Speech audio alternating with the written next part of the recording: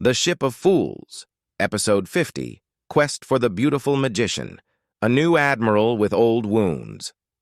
Fleet Command felt different the moment Admiral Fiona Garrick took the chair.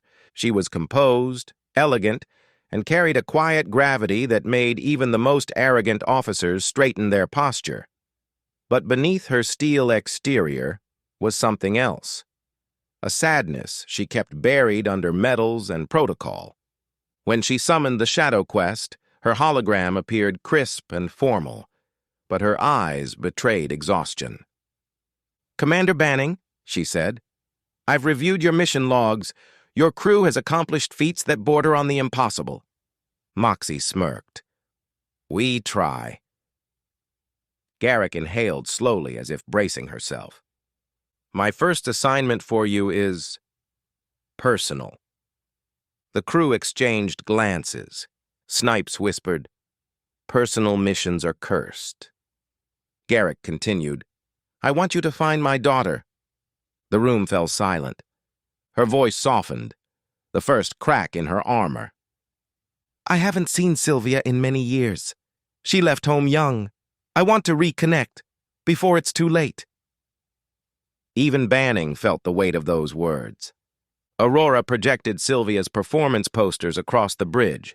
Sylvia Garrick appeared in shimmering holograms, a woman with flowing dark hair, a mischievous smile, and eyes that sparkled with secrets.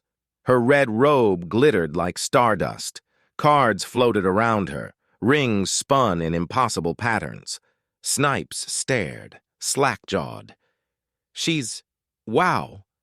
Moxie crossed her arms. "She's dramatic." Banning studied the hologram longer than he meant to. Moxie elbowed him. Aurora added, "She is currently touring the outer colonies. Her shows are extremely popular."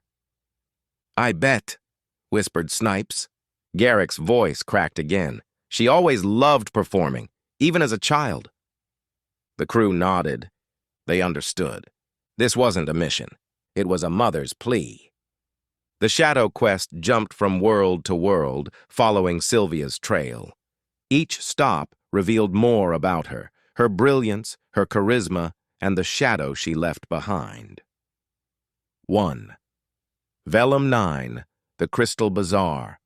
A planet of glittering markets and floating crystal towers. Sylvia's show had drawn thousands. She conjured illusions of living glass birds, crystalline dragons, and shimmering light storms. The governor described her as a miracle in motion. But after she left, a priceless sapphire vanished from the vault. Snipes whispered, "Coincidence?" Moxie snorted, "Sure." 2. Lyris, the Floating Gardens. A water-covered world where cities drifted like lily pads. Sylvia performed atop a floating stage, weaving illusions of vines that danced, flowers that sang, and water that rose into sculpted shapes. Children adored her. Adults adored her more. But after she departed, a ceremonial emerald was missing. Banning frowned. "This is a pattern." Moxie nodded. "A criminal pattern." Snipes whispered, "She's still gorgeous." Moxie glared. 3. Fortuna, the Casino Moon. A neon-lit paradise of gambling, vice, and questionable life choices. Sylvia's show was a spectacle. Fire, levitation, disappearing acts, illusions that made the audience gasp and scream. But after she left, a sapphire the size of a fist disappeared from the casino vault. Aurora displayed the security footage.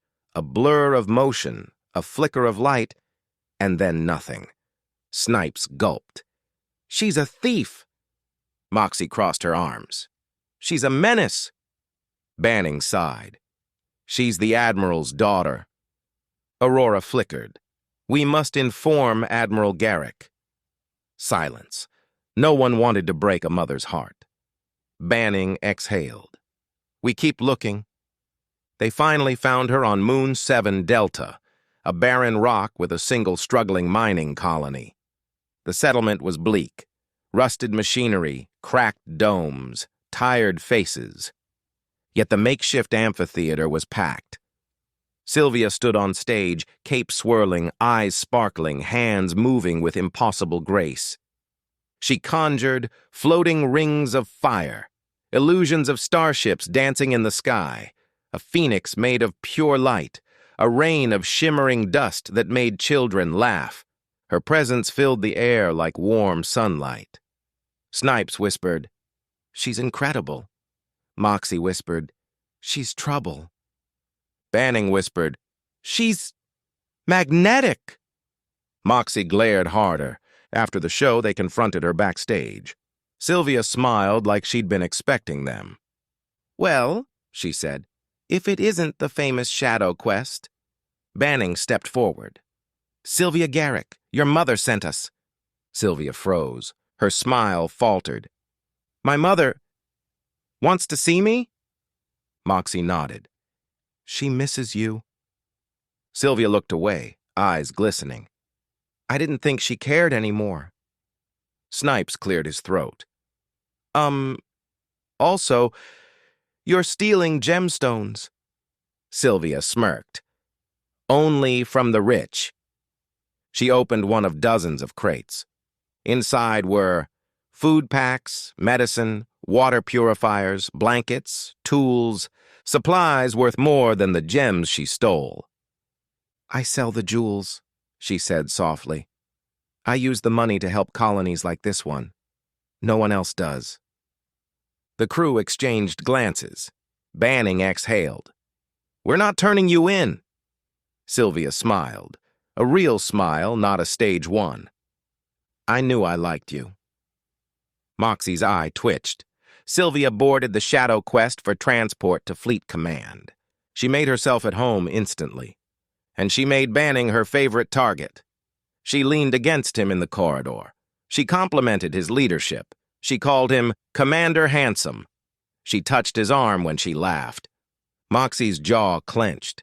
Snipes whispered to Aurora, "We need popcorn." Aurora whispered back, "I am enjoying this." At dinner, Sylvia sat beside Banning, very close beside him. Moxie stabbed her food with unnecessary force. Sylvia smiled sweetly. "Is something wrong, Lieutenant?" Moxie smiled back. "Not at all." Snipes whispered, "She's going to kill her." When they arrived at Fleet Command, Admiral Garrick was waiting. Sylvia stepped off the ship slowly, nervously. "Mother," she whispered. Fiona Garrick's stern expression melted. She rushed forward and embraced her daughter. Sylvia clung to her, burying her face in her mother's shoulder. The crew looked away, giving them privacy. Moxie wiped her eye. Snipes sniffled. "I'm not crying. My allergies are crying." Banning smiled softly. Aurora dimmed her lights, as if bowing her head. Epilogue. The final trick. After Sylvia left, Snipes returned to engineering. He froze. His Martian ruby, a small, shimmering red stone he kept on his shelf, was gone. Snipes screamed, "She stole Martian ruby!" Moxie ran in. "What ruby? Where did you get a Martian ruby?" Snipes blinked innocently.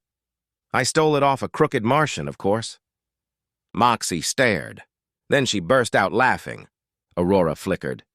"It appears Sylvia has performed her final illusion." Banning smirked. "She's her mother's problem now." The Shadow Quest sailed on, lighter by one ruby, heavier by one secret, and forever changed by the beautiful magician who stole from the rich. And from Snipes. End of episode 50.